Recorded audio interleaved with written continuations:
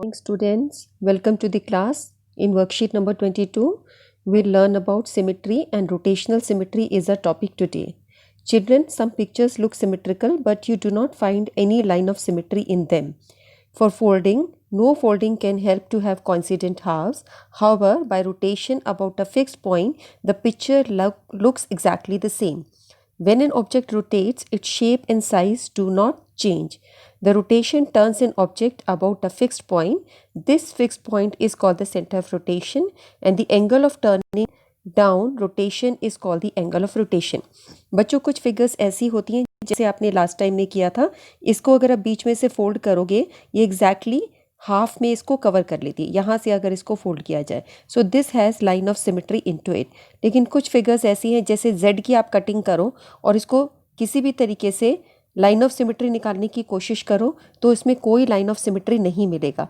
लेकिन जब इस ऑब्जेक्ट को रोटेट किया जाता है तो इसकी शेप और साइज़ चेंज नहीं होती और ऑब्जेक्ट किसी एक सर्टेन पॉइंट पे मूव करने के बाद सेम दिखने लगता है. इस फिक्स्ड पॉइंट को हम बोलते हैं सेंटर ऑफ रोटेशन जिसके आसपास उसको घुमा रहे हैं और एंगल ऑफ टर्निंग रोटेशन को कहते हैं एंगल ऑफ रोटेशन.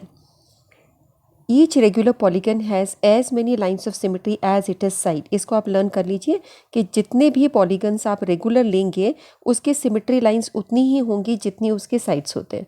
रोटेशन का मतलब ऐसे ही है जैसे movement of hands of a clock. जैसे क्लॉकवाइज डायरेक्शन में हो सकता है या एंटी क्लॉकवाइज डायरेक्शन में हो सकता है. आज हम रोटेशनल सिमेट्री को करते हैं और कुछ एग्जाम्पल से हम इसको स्टडी करते हैं. जैसे आप ये देखिए, draw and cut out a square from origami sheet. आप एक स्क्वायर को कट करो. Draw it's line of symmetry. इसकी लाइन ऑफ सिमेट्री बनाओ. ऐसे बनेगी और ऐसे बनेगी. The point of intersection of the lines of symmetry is called the centre of rotation of the square. जहाँ पे इसकी लाइन्स ऑफ सिमेट्री मीट कर रही हैं इसको हम बोलेंगे सेंटर ऑफ रोटेशन. ये बीच वाले पॉइंट को सेंटर ऑफ रोटेशन कहेंगे. Rotate the square sheet about the centre of rotation. अब इस पॉइंट में आप ऐसे सपोज कीजिए कि यहाँ पर एक कील लगी हुई है जैसे, और आपको इसे मूव करना है. इस पॉइंट पे एक कोई चीज़ है और इसके आसपास आप इसको मूव करोगे इस तरीके से, ऐसे करके ऐसे मूव करोगे तो आपको क्या मिलेगा. आप देखोगे नेक्स्ट पोजीशन ऐसी आएगी. 90 डिग्री रोटेट करने पर स्क्वायर फिर से ऐसे आ जाएगा. फिर इसको एक और रोटेशन दोगे, ये फिर से वही शेप दिखाई दे रही है. Next rotation, next rotation. तो 4 पोजीशंस के बाद वो अपनी ओरिजिनल पोजीशन पर आ गया. तो ये जो है जितनी बार इसने कंप्लीटली टर्न करा exactly in one complete rotation, number of time it covers itself. जितनी बार वो सेम पोजीशन पर आया आपको उसमें कोई चेंज नज़र नहीं आया, वो उसका ऑर्डर ऑफ रोटेशन होगा. यानी सेम शेप आई उसमें कोई चेंज नहीं हुआ, उसको हम उसे ऑर्डर ऑफ रोटेशन कहेंगे. और जिस एंगल पे सेम पोजीशन आ रही है, जैसे आपने 90 डिग्री मूव किया फिर स्क्वायर जैसा दिखाई दे रहा है. आप 90 से लेस करोगे तो स्क्वायर जैसा नहीं दिखाई देगा. आप थोड़ा सा टर्न करोगे अगर इसको तो आप देखोगे ये ऐसे नज़र आ रहा है. अगर आप हल्का सा टर्न करते हो तो अब ये स्क्वायर जैसा नहीं दिखा रहा, लेकिन आप 90 डिग्री पे टर्न करते हो स्क्वायर जैसा दिख रहा है. तो ये आपका एंगल ऑफ रोटेशन होगा. ठीक है, तो ये कितनी पोजीशंस पर हुआ स्क्वायर को, 90 को. अब इसको कैलकुलेट करना का भी एक बहुत इजी तरीका है. टोटल एंगल आपका 360 डिग्री होता है. 90 डिग्री पे आप देख रहे हो कि सेम पोजीशन पर आ रहा है, इसको कट करो 4. इसकी 4 ऑर्डर ऑफ रोटेशंस होंगी. ठीक है, ये एक तरीका है निकालने का. या आप ऐसे भी निकाल सकते हो कि 360 डिग्री है, अगर 4 पोजीशन पे आप देखते हो स्क्वायर की शेप सेम आ रही है तो इसको डिवाइड करिए 90 डिग्री, तो वो एंगल ऑफ रोटेशन 90 डिग्री आएगा. ठीक है, रेगुलर पॉलीगन्स में सब में ये फॉर्मूला अप्लाई करता है. Some shapes have only one line of symmetry. कुछ शेप्स के सिर्फ एक ही लाइन ऑफ सिमेट्री होती है. But some have only rotational symmetry and some have both symmetries. कुछ शेप्स ऐसी मिलेंगे जिनमें रोटेशनल सिमेट्री ही है बस, किसी में सिर्फ लाइन ऑफ सिमेट्री ही है बस, लेकिन कुछ में वो दोनों चीज़ें होती हैं. A full rotation has a degree of 360 degree. ये आपको पता ही है, कंप्लीट रोटेशन 360 डिग्री का होता है. What is the degree measure of the angle of rotation for half turn. Half turn के लिए कितना होगा, 360 डिग्री का हाफ ले लीजिए 180 डिग्री. यहाँ पर आ जाएगा 180 डिग्री और क्वार्टर टर्न के लिए हो जाएगा 90 डिग्री.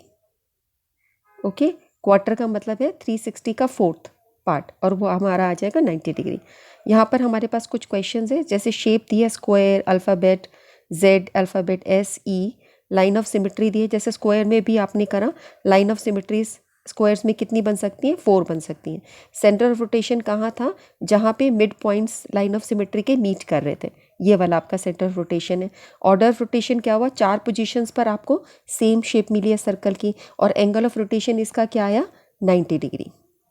ठीक है, इसको आपको कंप्लीट करना है, टेबल को ऑब्जर्व करना है। जेड अल्फ़ाबेट में क्या होता है, लाइन ऑफ सिमेट्री कोई होती है कि नहीं होती है। जेड में देखिए, अगर आप यहाँ से बनाओगे, क्या ये एग्जैक्टली 2 पार्ट्स में आ रहा है, वर्टिकल लाइन बनाई, हॉरिजॉन्टल में आ रहा है, नहीं, तो हम बोलेंगे जेड की कोई लाइन ऑफ सिमेट्री नहीं है। इसी तरह एस को देखिए, एस के अंदर हम वर्टिकल लाइन बना के देखते हैं, किस पोजीशन पर हम बनाएं कि ये एग्जैक्टली हाफ आ जाए, नहीं आ रहा। ठीक है, डायगनली आप करके देखोगे तब भी नहीं आएगा, तो किसी भी तरीके से इसकी लाइन ऑफ सिमेट्री नहीं आ रही, तो हम इसके लिए भी बोल देंगे line of symmetry is no. लेकिन जब हम ई के लिए करते हैं तो आप देख रहे हो ऐसे नहीं बन रहा ई में, लेकिन अगर आप इसमें हॉरिजॉन्टल लाइन बनाओगे ई में, जैसे अगर आप ऐसे बनाते हो, तो ये एग्जैक्टली 2 सेम पार्ट्स आ रहे हैं, अपर हाफ और लोअर हाफ सेम आ रहा है, तो इसकी 1 लाइन ऑफ सिमेट्री है, और वो कौन सी वाली है, हॉरिजॉन्टल लाइन ऑफ सिमेट्री है। इसी तरह सर्कल्स के लिए देखोगे, सर्कल अगर आपका ऐसा है, इसके अंदर कितनी लाइन ऑफ सिमेट्रीज है, सर्कल में इनफाइनाइट सिमेट्री होती है, जिस भी पॉइंट पे बनाओगे जो भी डायगोनल्स आपके होंगे वो सब लाइन ऑफ सिमेट्री है हर एंगल पे। सो हम बोलेंगे circle has infinite lines of symmetry, infinite. Okay, अब हम बाकी जो कॉलम्स हैं इनको फिल करने के लिए centre of rotation, order of rotation और एंगल ऑफ रोटेशन स्टडी करने के लिए हम आगे इसको स्टडी करते हैं। जैसे जेड देख लिया आप, जेड को अगर हम मूव करते हैं इस डायरेक्शन में, अगर हम इसको ऐसे मूव करें तो आप देखते हो कि जेड कैसे आएगा, इस तरीके से टर्न हो जाएगा। फिर इसको एक और रोटेशन देते हैं तो इस शेप में आ जाएगा। अब ये और ये एक जैसे दिख रहे हैं, तो आप देख रहे हो कि ये 180 डिग्री पर ये सेम पोजीशन पर आ गया।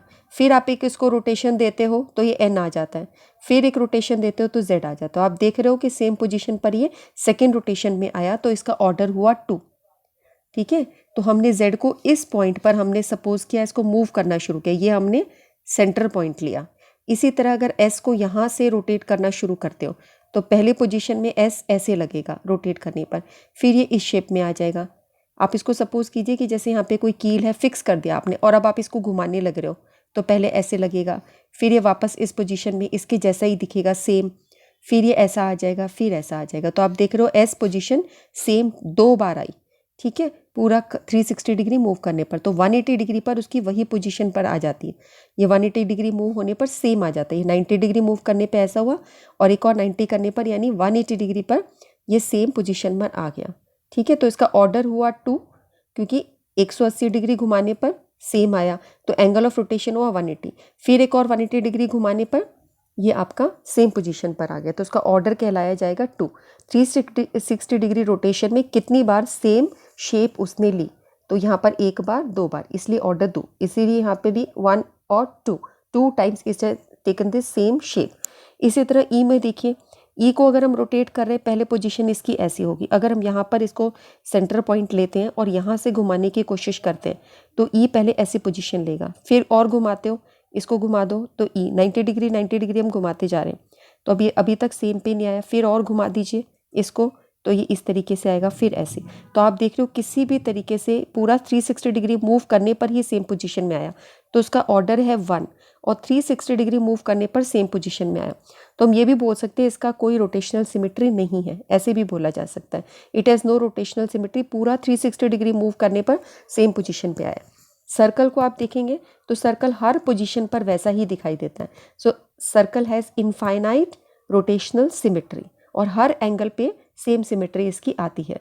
तो आपका टेबल ऐसे हो जाएगा, जेड के लिए no line of symmetry, S के लिए no line of symmetry, E के लिए यस 1 हॉरिजॉन्टल, सर्कल के लिए इनफाइनाइट, सेंट्रल पॉइंट, इसका सेंटर ऑफ रोटेशन ये पॉइंट है, central point on the slant line, ये स्लांट लाइन है, central point on the curve line, यहाँ पर लोगे सेंटर ऑफ रोटेशन, ऐसे ई का यहाँ पर लोगे centre of rotation vertical line के ऊपर, सेंटर ऑफ सर्कल, सर्कल का जो सेंटर पॉइंट होता है वो आप लोगे, यानी कि सर्कल बना के उसका बीच वाला पॉइंट ये आप लोगे। उसके बाद यहाँ पे 2 ऑर्डर ऑफ सिमेट्री है, हमने देखा था 2 बार में आया, एस में 2 बार में आया, ई में एक ही बार आया 360 डिग्री मूव करने पर, यहाँ पे 180 डिग्री मूव करने पर एक बार आया, फिर एक और 180 डिग्री मूव करने पर। सो यहाँ पर 180 डिग्री रोटेशन पर हमारे को सेम शेप मिली, और सर्कल के लिए सभी एंगल्स पर सर्कल अपनी पोजीशन में सेम नज़र आता है, और इसीलिए इसका ऑर्डर ऑफ रोटेशन इनफाइनाइट रहेगा। ठीक है, so we have done this thing. और अब मुझे लगता है कि आपको रोटेशनल सिमेट्री थोड़ी समझ आ गई होगी। आपको ऐसे विजुअलाइज करना है कि कैसे हम घुमाएं, और इसके लिए paper cutting is the best thing. आप पेपर कटिंग करके उसको घुमाने की कोशिश कीजिए। आप डिफरेंट अल्फ़ाबेट्स में इसको फाइंड आउट कीजिए, ए से लेके जेड तक, जैसे लाइन ऑफ सिमेट्री आपने की थी। अब नेक्स्ट आपके लिए एक्सरसाइज है, which of the following figures have rotational symmetry of order more than 1। तो एक से ज़्यादा ऑर्डर, जैसे आप देख रहे हो कि पिछले में यहाँ पे ई की ऑर्डर 1 था, तो मोर देन 1 किसका आ रहा है? ये आपका 14.2 एक्सरसाइज एनसीईआरटी से क्वेश्चन नंबर 1 है। तो हम देख रहे हैं यहाँ पर सर्कल 4 अलग पोजीशंस पर 90 डिग्री मूव करते हो तो चारों पोजीशन पे सर्कल ही नज़र आता है। सो इसकी 4 पॉइंट ऑफ सिमेट्री है, 4 एंगल्स में 4 में इसको अगर डिवाइड कर दिया, सो इट हैज़ 4 सिमेट्री। यहाँ पर इसको हम देखें तो अगर ऐसे डिवाइड करोगे 120 डिग्री एंगल पर हर जगह घूमकर ये ट्राइंगल ही दिखाई देगा। सो ये आपकी ऑर्डर ऑफ सिमेट्री 3 हुई। मैं आपको सजेस्ट करती हूँ, जिसको कोई प्रॉब्लम हो रही है तो आप इसको ट्राइंगल्स को कट कीजिए, और यहाँ पर जो ये पॉइंट लिखा है यहाँ इसको फिक्स करके और फिर इसको सर्कल को घुमाने की कोशिश कीजिए ऐसे क्लॉकवाइज, जैसे ये मूव कर रहा है। इसी तरह जब इसको घुमाओगे आप देखते हो कि ये आपका घूमने पर, जैसे ये है, आप इसको घुमाओगे तो ये नेक्स्ट आने पर ऐसे घूमेगा, लेकिन इसकी ये जो पोजीशंस है ये कैसे हो जाएंगी? इस डायरेक्शन में इधर आ जाएंगी, ये इस तरीके से आ जाएंगी। तो ये सेम तो नहीं है। फिर एक और बार फिर इसको टर्न करोगे तो ये सेम उस पर आएगा, यानी कि इसकी 1 ऑर्डर ऑफ सिमेट्री रहेगा। It is 1 order of symmetry. पूरा 360 डिग्री मूव करने पर ये सेम उसमें आएगा। ओके। एच में अगर यहाँ से हम घुमाएं तो एच 2 पोजीशंस पर हमारा सेम उसमें आता है। जैसे एच को फर्स्ट मूव करोगे, एच कैसा नज़र आएगा? एच आपका आई के जैसा लगेगा फर्स्ट रोटेशन पे। फिर एक और घुमाओगे तो एच आएगा 180 डिग्री पर, ऐसा आ गया। इसी तरह 180 डिग्री पर और ये ऐसे पोजीशन लेगा और फिर ऐसे पोजीशन लेगा। सो it has 2 order of symmetry. Okay. अब यहाँ पे ये सर्कल के जैसा ही है, ये like this triangle 120 degree 3 parts में डिवाइड है, तो ये भी आपका 3 ऑर्डर ऑफ सिमेट्री होगा, ट्राइंगल के जैसा है ये। ओके। यहाँ पर इसमें 4, आप देख रहे हो 4 पोजीशंस हैं, सब हर 90 डिग्री पर ये सेम नज़र आएगा। So it has 4 order of symmetry. तो इसके आंसर्स हमारे होंगे एक्सेप्ट सी, सारे A B D E F सबकी ऑर्डर ऑफ सिमेट्री 1 से ज़्यादा है। नेक्स्ट यहाँ पर देखते हैं, give the order of symmetry for each figure. Order of symmetry for each figure, इसके अंदर आप देखते हो 2 पोजीशंस पर ये अपनी सेम उसमें आ जाता है, सेम पोजीशन में। एक पहले मूव करोगे इधर हुआ, फिर 1 सेकेंड उसमें, तो इसकी 2 ऑर्डर ऑफ सिमेट्री रहेगी। यहाँ पर आप इसको मूव करोगे इसके हिसाब से एक्स में, तो ये भी आपकी 2 ऑर्डर ऑफ सिमेट्री रहेगा कि आप पहली पोजीशन लेते हो जैसे, तो ये थोड़ा सा जैसे एक्स ऐसे है, अगली बार वो थोड़ा और चौड़ा हो जाता है, नेक्स्ट टाइप में फिर ऐसे आ जाता है, फिर अगली बार में फिर ऐसे आ जाता है। तो इसका it has 2 order of symmetry, इसके 2 ऑर्डर ऑफ सिमेट्री होंगे। ठीक है। ट्राइंगल के हमें पता ही है 3, यहाँ पर लोगे 120 डिग्री एंगल पर 3 इसके ऑर्डर ऑफ सिमेट्री रहेंगे। यहाँ पर इसके 4 रहेंगे, ये शेप इसके जैसी है तो 4 रहेंगे। यहाँ पर ये सर्कल के है, ये भी सेम इसी के तरीके से रहेगा, 90 डिग्री पर 4 ऑर्डर ऑफ सिमेट्री रहेगा।